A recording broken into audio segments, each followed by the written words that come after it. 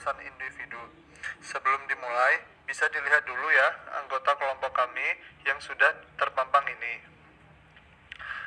Oke, sebelum dimulai, mari kita lihat apa aja yang akan dipelajari pada bab kali ini. Yang pertama, ada pengertian persepsi. Selanjutnya, faktor-faktor yang mempengaruhi persepsi, jalan pintas dalam menilai individu dan dalam organisasi, pembentukan profil etnis, evaluasi kerja, hubungan antara persepsi dan pengambilan keputusan individual. Selanjutnya ada proses pengambilan keputusan rasional, komponen kreativitas, cara meningkatkan kreativitas dalam pengambilan keputusan, lalu ada cara membuat keputusan dalam organisasi, ada juga intuisi, selanjutnya perbedaan-perbedaan individual, kemudian batasan organisasional, lalu perbedaan-perbedaan kultural, dan yang terakhir tentang kriteria keputusan etnis. Kita mulai pemaparan materi dari kelompok 5 yang akan dimulai dari saya sendiri. Nama saya Al-Hasan Ali Bas, NIM C1B017045. Yang pertama adalah pengertian persepsi. Persepsi adalah proses di mana individu mengatur dan menginterpretasikan kesan-kesan sensoris mereka guna memberikan arti bagi lingkungan mereka. Ada faktor-faktor yang mempengaruhi persepsi tersebut. Setidaknya kita menemukan ada 6 faktor. Yang pertama sikap, kedua kepribadian, yang ketiga motif, selanjutnya yang keempat minat, yang kelima adalah pengalaman masa lalu, dan yang keenam adalah harapan seseorang. Nah, di sini saya Resti Mugiani, NIM C1B015 akan melanjutkan mengenai teori hubungan, di mana teori hubungan pada dasarnya mengemukakan ketika mengobservasi perilaku individu, kita berupaya menentukan apakah perilaku tersebut disebabkan secara internal atau eksternal, di mana perilaku yang disebabkan secara internal itu adalah perilaku yang dipengaruhi oleh kendali pribadi individu, dan yang selanjutnya itu perilaku yang disebabkan secara eksternal, di mana perilaku yang dipengaruhi dari luar seperti dipaksa oleh situasi dan kondisi tertentu. Nah, di samping itu juga teori hubungan ini terdiri dari 3 faktor yang menentukan, di mana yang pertama itu kehususan, yang kedua itu konsensus, yang ketiga itu konsistensi. Dalam teori hubungan terdapat kesalahan atau bias yang mengubah berbagai hubungan. Yang paling sering terjadi adalah kesalahan hubungan fundamental attribution error, dan bisa menjelaskan mengapa seorang manajer penjual cenderung menghubungkan kinerja yang buruk daripada para agen penjualannya dengan kemaslahan daripada dengan lini produk inovatif yang diperkenalkan oleh pesaing.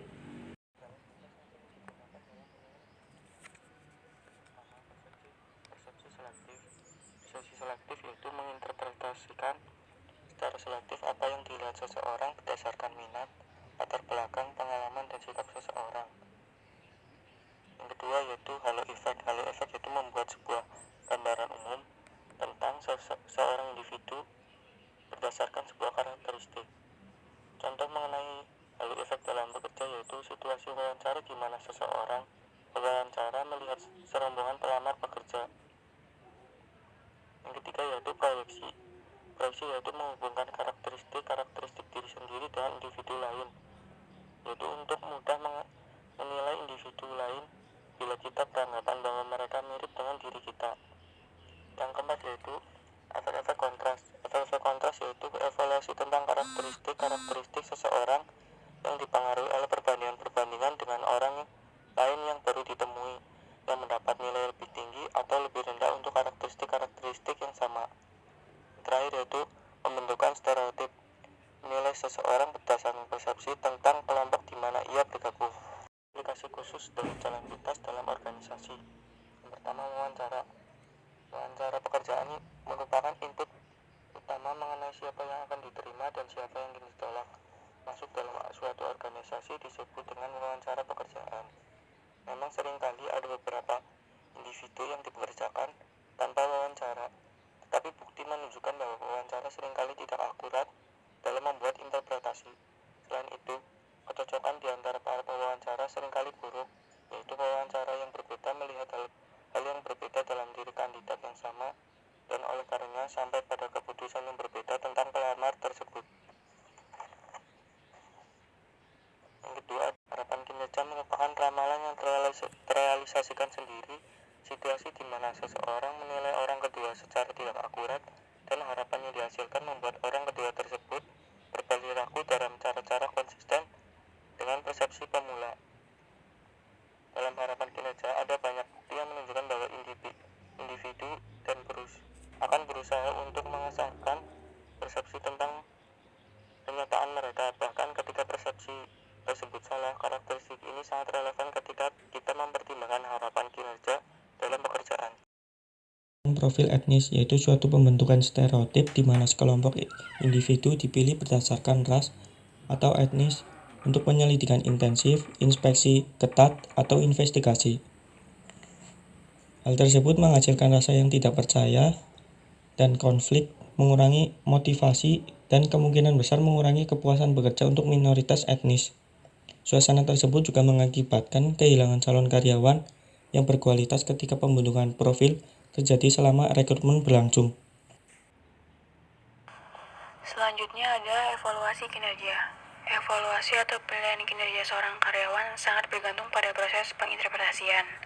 Masa depan karyawan berhubungan erat dengan penilaian untuk promosi, kenaikan bayaran, dan kelanjutan pekerjaan.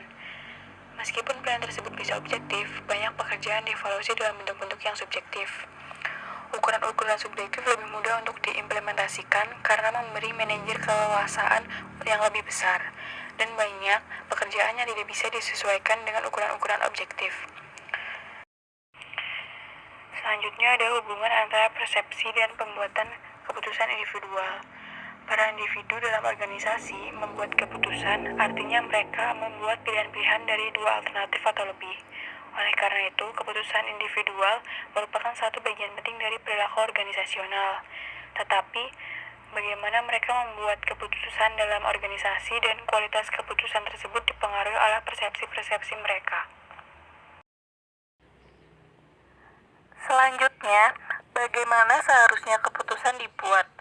Dalam teori, bagaimana seharusnya para individu berperilaku untuk memaksimalkan atau mengoptimalkan hasil tertentu, kita menyebutnya dengan proses pembuatan keputusan yang rasional.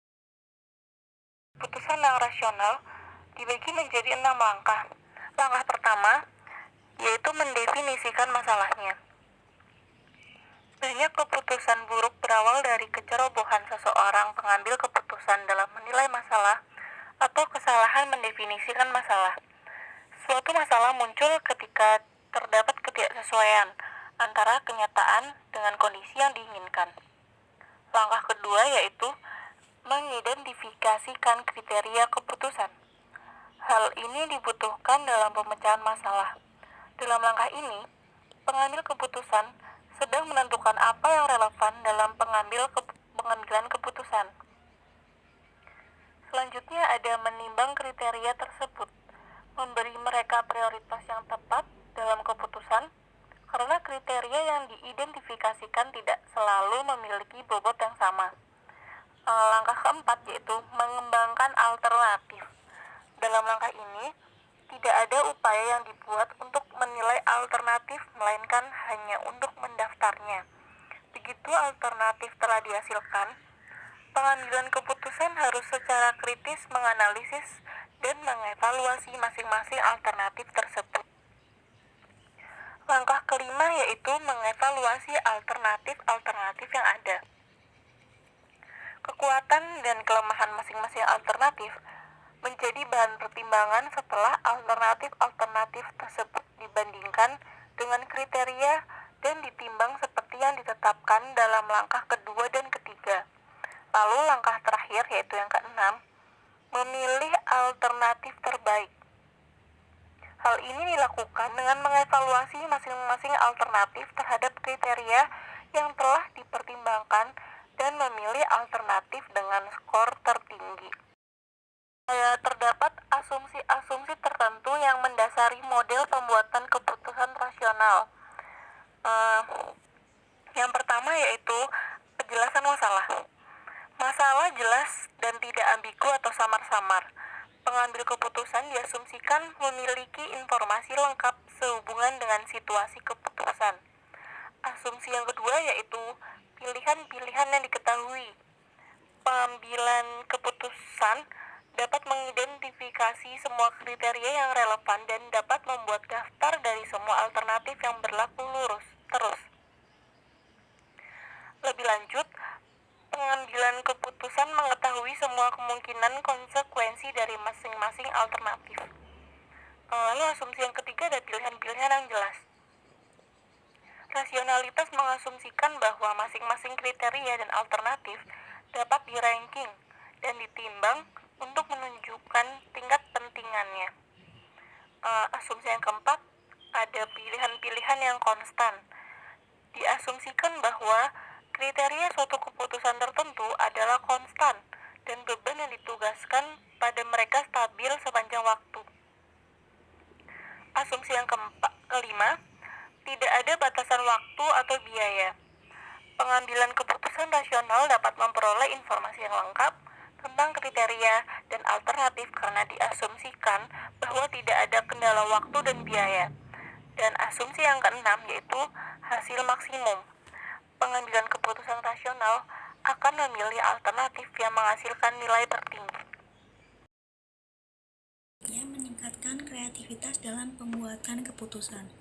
Nah, dalam proses pembuatan keputusan, biasanya para pembuat keputusan juga membutuhkan kreativitas yang sesuai dengan masalah atau peluang yang dihadirkan.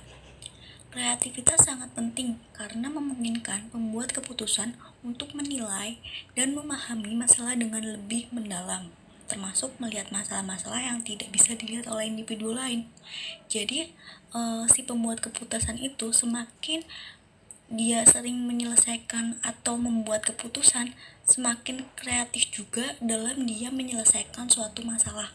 Jadi ini lebih ke jam terbangnya dia untuk menyelesaikan masalah. Semakin banyak jam terbang dalam artian menyelesaikan suatu masalah, pembuatan keputusannya, maka semakin kreatif juga dia dalam membuat keputusan tersebut. Ada potensial yang kreatif. Jadi, setiap individu memiliki kreativitas bawaan yang berbeda-beda, dan kreativitas yang luar biasa sangatlah langka. Biasanya, individu-individu yang mendapatkan nilai tinggi dalam beberapa hal cenderung lebih kreatif. Sebuah penelitian mengenai kreativitas umur hidup dari 461 pria dan wanita menyimpulkan bahwa hanya ada kurang dari 1% yang mempunyai kreativitas yang luar biasa. Tetapi 10% sangat kreatif dan sekitar 60% agak kreatif. Ini menunjukkan bahwa sebagian besar individu memiliki potensi menjadi kreatif dan hanya perlu belajar untuk melepaskannya. Selanjutnya ada 3 komponen kreativitas. Berdasarkan sejumlah penelitian yang ekstensif, model ini mengemukakan bahwa kreativitas individual pada dasarnya membutuhkan keahlian, keterampilan berpikir kreatif, dan motivasi tugas intrinsik. Penelitian juga menegaskan bahwa semakin tinggi tingkat setiap komponen, maka semakin tinggi pula kreativitasnya. Komponen yang pertama yaitu adalah keahlian. Keahlian merupakan dasar untuk setiap pekerjaan yang kreatif. Misalnya, lirik-lirik lagu Eminem banyak yang didasarkan pada pengalaman masa kecilnya. Dan komponen kedua yaitu adalah keterampilan berpikir kreatif. Keterampilan berpikir kreatif ini mencakup karakteristik kepribadian yang berhubungan dengan kreativitas, kemampuan untuk menggunakan analogi, serta bakat untuk melihat sesuatu yang sudah lazim dari sudut pandang yang berbeda. Dan komponen yang terakhir yaitu motivasi tugas intrinsik. Motivasi tugas intrinsik ini merupakan keinginan untuk mengerjakan sesuatu karena hal tersebut menarik, rumit, mengasyikan, memuaskan, atau menantang secara pribadi. Membuat keputusan dalam organisasi. Keputusan dalam organisasi dapat dibuat dengan cara yang pertama yaitu ada rasionalitas yang dibatasi. Rasionalitas yang dibatasi ini dilakukan dengan membuat keputusan dengan membuat berbagai model sederhana yang menggali fitur dasar dari masalah tanpa mendapatkan semua kerumitannya. Dan yang kedua ada bias dan kesalahan umum. dalam bias dan kesalahan umum ini terbagi menjadi dua, yaitu ada bias kepercayaan diri yang berlebih dan bias jangkar. Bias kepercayaan diri yang berlebih ini telah dikaitkan bahwa tidak ada masalah dalam penilaian dan pembuatan keputusan yang lebih umum dan berpotensi menimbulkan bencana besar daripada kepercayaan diri yang berlebih. Kepercayaan diri yang berlebih kemungkinan besar muncul ketika anggota organisasional mempertimbangkan isu-isu yang berada di luar bidang keahlian mereka. Dan selanjutnya ada bias jangkar. Bias jangkar ini merupakan kecenderungan untuk sangat tertarik dengan informasi awal, dari mana kita kemudian gagal menyesuaikan diri dengan baik untuk informasi yang berikutnya. Selanjutnya itu ada bias konfirmasi. Bias konfirmasi ini merupakan kecenderungan untuk mencari informasi yang menguatkan pilihan-pilihan masa lalu dan mengabaikan informasi yang bertentangan dengan penilaian-penilaian masa lalu. Bias konfirmasi ini mempengaruhi kemana kita pergi untuk mengumpulkan bukti, karena kita cenderung mencari tempat-tempat yang kemungkinan besar akan memberitahu apa yang ingin kita dengar. Hal ini juga memberikan kita bobot yang terlalu banyak untuk mendukung informasi dan memberikan bobot yang terlalu sedikit untuk informasi yang bertentangan. Selanjutnya ada bias ketersediaan. Bias ketersediaan ini merupakan kecenderungan individu mendasarkan penilaian mereka pada informasi yang sudah tersedia bagi mereka. Bias ketersediaan ini juga dapat menjelaskan mengapa para manajer ketika memberikan penilaian kinerja tahunan cenderung memberikan bobot lebih untuk perilaku terbaru dari seorang karyawan daripada perilaku 6 atau 9 bulan yang lalu. Kemudian bias representatif. Bias representatif ini menilai kemungkinan suatu kejadian dengan menganggap situasi saat ini sama seperti situasi di masa lalu. Selanjutnya ada peningkatan komitmen. Penyimpangan lain yang menyelinap ke dalam keputusan sehari-hari adalah kecenderungan untuk meningkatkan komitmen ketika aliran keputusan mewakili serangkaian keputusan. Peningkatan komitmen ini merujuk pada sikap mempertahankan sebuah keputusan, meskipun terdapat bukti nyata bahwa keputusan tersebut salah. Ketika individu meningkatkan komitmen untuk tindakan yang tidak berhasil, mereka menganggap diri mereka bertanggung jawab atas kegagalan tersebut. Padahal mereka mendatangkan kerugian lebih lanjut secara sia-sia guna merebut kembali kerugian yang sebelumnya untuk menunjukkan bahwa keputusan awal mereka tidak salah dan menghindari pengakuan bahwa mereka melakukan sebuah kesalahan. Peningkatan komitmen juga sesuai dengan bukti bahwa individu berusaha terlihat konsisten dalam apa yang mereka katakan dan lakukan. Komitmen yang semakin tinggi terhadap tindakan-tindakan yang sebelumnya mendatangkan konsistensi. Selanjutnya ada kesalahan yang tidak disengaja. Kesalahan yang tidak disengaja ini merupakan kecenderungan individu untuk percaya bahwa mereka bisa memprediksi hasil dari peristiwa-peristiwa yang tidak disengaja. Pembuatan keputusan menjadi terganggu ketika kita berusaha mengartikan peristiwa-peristiwa yang tidak disengaja. Dan salah satu kerusakan paling serius yang disebabkan oleh peristiwa-peristiwa yang tidak disengaja ini adalah ketika kita mengubah pola imajiner menjadi tahayul. Ini bisa direncanakan dengan sempurna.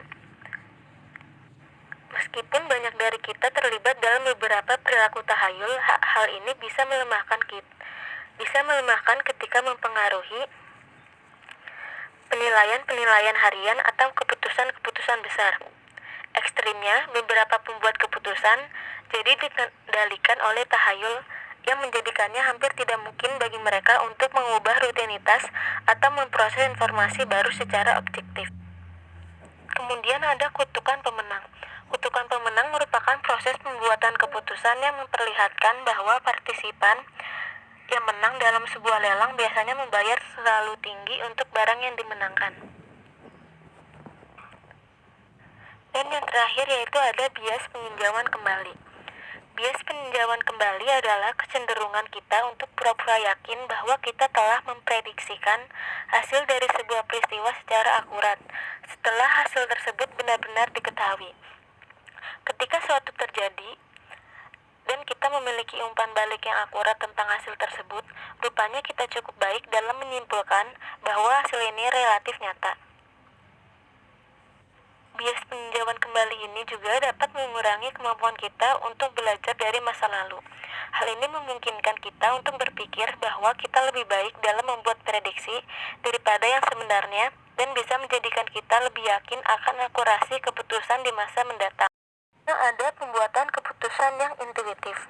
Pembuatan keputusan yang intuitif ini adalah sebuah proses tidak sadar yang berasal dari pengalaman yang disaring. Proses ini tidak selalu terlepas dari analisis rasional. Sebaliknya, keduanya saling melengkapi dan yang penting, intuisi bisa menjadi suatu kekuatan yang sangat kuat dalam pembuatan keputusan. Ya, yang selanjutnya yaitu perbedaan-perbedaan individual. Yang pertama ada kepribadian. Karena individu berorientasi pada pencapaian bukan berorientasi pada kegagalan, maka mereka meningkatkan komitmen dengan berharap mereka dapat mencegah kegagalan. Namun individu yang patuh akan cenderung memberikan apa yang mereka yakini baik bagi organisasi. Ya, perbedaan kedua yaitu gender atau jenis kelamin. Baru-baru ini, penelitian menunjukkan bahwa perempuan lebih banyak menganalisis keputusan daripada pria. Contohnya yaitu merenung, yang berarti memikirkan berbagai masalah yang terjadi. Dan pada umumnya, wanita lebih berkemungkinan dalam merenung daripada pria. Yang selanjutnya ada batasan-batasan organisasional. Yang pertama yaitu evaluasi kinerja. Dalam membuat keputusan, para manajer sangat dipengaruhi oleh kriteria-kriteria yang digunakan untuk evaluasi mereka. Yang kedua ada sistem penghargaan. Sistem penghargaan organisasi mempengaruhi para pembuat keputusan dengan memberikan mereka pilihan-pilihan yang lebih baik menurut mereka sendiri. Yang ketiga ada peraturan formal. Semua organisasi selain organisasi kecil membuat peraturan, kebijaksanaan, prosedur, dan aturan-aturan formal lain yaitu untuk menstandarisasi perilaku anggota-anggota organisasi.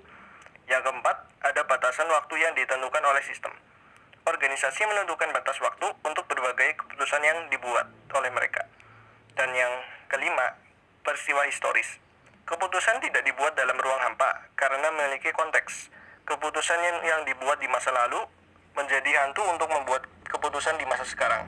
Karena keputusan di masa lalu membatasi pilihan yang ada pada saat ini. Materi selanjutnya akan dibacakan oleh saya, Bella Maulani Pratidina, dengan NIM C1B018-083. Perbedaan-perbedaan kultural. Perbedaan orientasi waktu, kepentingan, rasionalitas, keyakinan terhadap individu untuk menyelesaikan masalah, dan pilihan untuk membuat keputusan kolektif.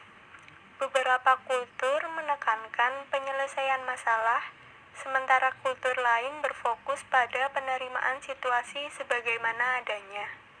Amerika Serikat termasuk dalam kondisi yang pertama, sedangkan Indonesia dan Thailand kondisi yang terakhir. Karena para manajer tahu penyelesaian masalah dan yakin mereka bisa dan dapat mengubah demi kebaikan mereka. Amerika Serikat mungkin tahu suatu masalah jauh sebelum Indonesia dan Thailand menyadari bahwa ada masalah. Kelemahan dan kelebihan kriteria keputusan etis. Yang pertama, utilitarianisme. Fokus pada utilitarianisme akan meningkatkan efisiensi dan produktivitas, tetapi dapat mengakibatkan pengabaian hak-hak beberapa individu, terutama individu-individu yang memiliki perwakilan minoritas organisasi. Yang kedua, hak. Penggunaan hak sebagai kriteria akan melindungi individu dari luka dan konsisten dengan kebebasan dan privasi. Tetapi, kriteria ini dapat menciptakan sebuah lingkungan kerja yang terlalu sesuai dengan hukum yang menghalangi produktivitas dan efisiensi. Yang ketiga, keadilan. Pengambilan keputusan yang berfokus pada keadilan melindungi kepentingan individu-individu yang tidak mempunyai perwakilan yang cukup dan tidak begitu kuat. Tetapi, kriteria ini bisa mendorong rasa pemberian baik yang mengurangi pengambilan resiko, inovasi, dan produktivitas. Kelemahan dan kelebihan kriteria keputusan etis. Yang pertama, utilitarianisme. Fokus pada utilitarianisme akan meningkatkan efisiensi dan produktivitas, tetapi dapat mengakibatkan pengabaian hak-hak beberapa individu, terutama individu-individu yang memiliki perwakilan minoritas organisasi. Yang kedua, hak. Penggunaan hak sebagai kriteria akan melindungi individu dari luka dan konsisten dengan kebebasan dan privasi. Tetapi, kriteria ini dapat menciptakan sebuah lingkungan kerja yang terlalu sesuai dengan hukum yang menghalangi produktivitas dan efisiensi. Yang ketiga, keadilan. Pengambilan keputusan yang berfokus pada keadilan melindungi kepentingan individu-individu yang tidak mempunyai perwakilan yang cukup dan tidak begitu kuat. Tetapi, kriteria ini bisa mendorong rasa pemberian baik yang mengurangi pengambilan resiko, inovasi, dan produktivitas. Lalu selanjutnya adalah studi kasus. Suatu perusahaan hendak merekrut karyawan baru, sehingga manajer HRD perusahaan melakukan wawancara terhadap para pelamar. Ketika manajer memanggil 2 orang sekaligus untuk diwawancarai, orang pertama masuk dengan penampilan yang kurang baik, seperti pakaian yang memiliki noda, tidak memiliki jas, rambut panjang, serta sepatu yang sudah usang. Manajer HRD langsung memberikan penilaian negatif kepada pelamar tersebut, karena melihat penampilannya yang tidak layak untuk datang di dalam wawancara. Namun, ketika orang kedua masuk dengan pakaian yang rapi, wajah yang serius dan berkarisma, manajer tersebut langsung memberikan penilaian positif kepada pelamar tersebut, bahwa pelamar ini yang lebih layak untuk masuk ke dalam perusahaan. Namun, selama wawancara berjalan, ternyata pelamar dengan penampilan yang kurang rapi memiliki suatu cara pandang yang unik yang berbeda dari pelamar yang berpakaian rapi, dan cara berpikir pelamar tersebutlah yang sangat dibutuhkan oleh perusahaan. Sehingga, manajer tersebut mengabaikan penampilan pelamar tersebut dan menerima pelamar tersebut untuk bekerja di dalam perusahaan. Di atas, dapat dikatakan bahwa persepsi seseorang terhadap penampilan fisik tidak dapat menjamin kinerja seseorang. Meskipun penampilan merupakan salah satu kriteria dalam wawancara, tetapi belum tentu karyawan yang berkompeten adalah karyawan yang berpakaian rapi, serius, dan terlihat berkarisma. Bisa saja mereka memang pintar, tetapi hanya dalam teori. Dalam praktiknya, belum tentu pemikiran mereka yang dibutuhkan oleh perusahaan. Justru orang-orang yang mungkin berpenampilan kurang menarik dan biasa sajalah yang dibutuhkan oleh perusahaan. Karena mungkin mereka lebih banyak memiliki pengalaman dengan dunia luar dibandingkan dengan orang-orang yang belajar hanya berdasarkan teori yang ditanamkan di dalam pikiran mereka saja. Sehingga mereka dapat melihat sesuatu cara pandang yang berbeda dengan orang yang hanya berpikir berdasarkan teori. Keputusan yang diambil manajer tersebut sudah benar, karena penampilan seseorang dapat diperbaiki.